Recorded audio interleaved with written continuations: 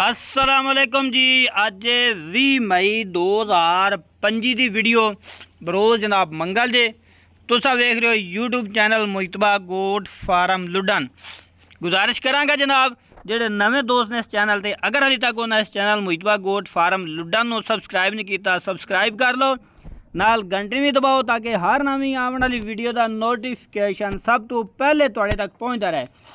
साबिर भाई होरी साढ़े नाल ने अज बड़ा तोहफा कमाल दा तोहफा जनाब दोस्तों से लैके आए ने, बड़ी कमाल दी चीज़ है और पुछने जनाब आंडोले खसीए दोंदा है की सूरत हाल है जी। अस्सलाम वालेकुम साबिर भाई। वालेकुम सलाम, सब क्या हाल है जी? जी अलहमदुलिल्लाह। साबिर भाई दसो ये की हैगा दोंदा है खसीए की है ਇਹਦਾ जनाब हिसाब किताब?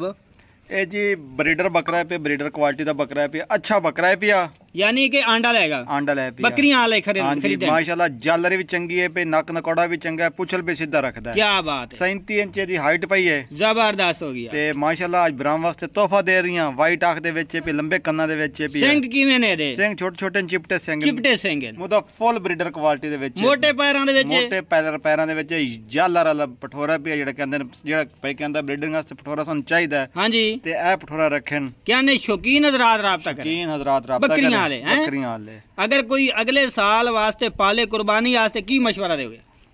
कुर्बानी वास्ते पाले चाहे ब्रीडिंग वास्ते पाले, माशाल्लाह बकरा अच्छा है पिया, जबरदस्त है, क्वालिटी वाला बकरा है पिया, चंगे फ्रेम दे विच है पिया, ठीक चंगी हो बाडी दे विच है पिया। अच्छा जी।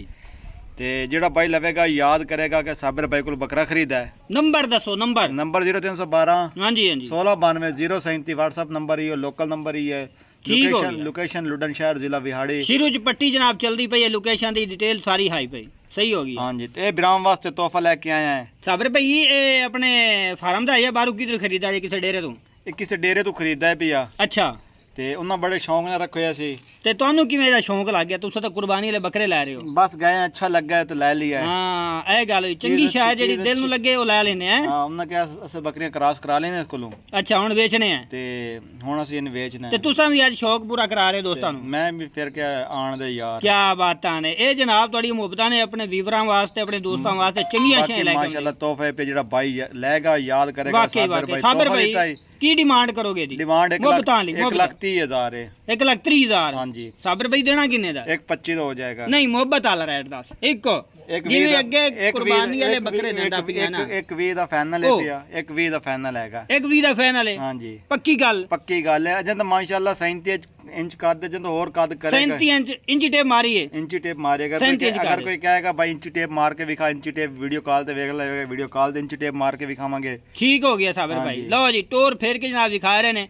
खुला जनाब निछा सिंह के ऊपर वाइयां ने ते वाइयां जाके तबाही ने कर देनी है। ते लो जी चीज चेक कर लो, माशाल्लाह क्वालिटी माशाल्लाह नाल भी फोट में